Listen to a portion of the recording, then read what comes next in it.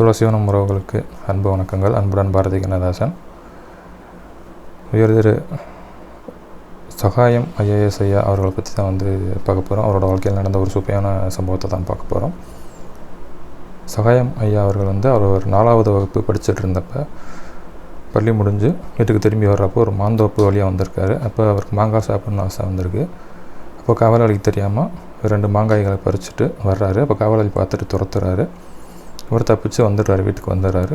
அம்மாக்கிட்ட சந்தோஷமாக காட்டுறாரு, அம்மா அந்த மாதிரி 2 மாங்காய் நான் பறிச்சுட்டு வந்தேன், காவலாளி துரத்துனாரு, நான் தப்பிச்சு வந்துட்டேன் அப்படின்ற மாதிரி அவர் ஒரு பெருமையாக சொல்கிற மாதிரி சொல்கிறாரு.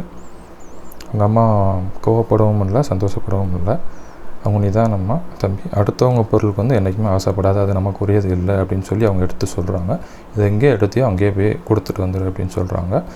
இவரும் திரும்ப போய் அந்த காவலாளிகிட்ட போய் ஒப்படைக்கிறாரு. அந்த காவலாளிக்கு ஒரே ஆச்சரியம், நல்லா எடுத்துகிட்டு வந்து திருப்பி கொடுக்குறானே அப்படின்ட்டு. பரவாயில்ல பணியே சாப்பிடு பண்ணுறாரு.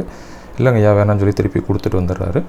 இந்த சம்பவம் சகாயம் ஐயா அவருடைய மனசில் ஆழமாக பதியுது. தான் நேர்மையாக இருக்கிறதுக்கான அந்த முதல் விதை இந்த சம்பவம் தான் காரணம் அப்படின்னு சொல்லி அவர் பின்னாட்களில் பெட்டிகளில் சொல்கிறாரு.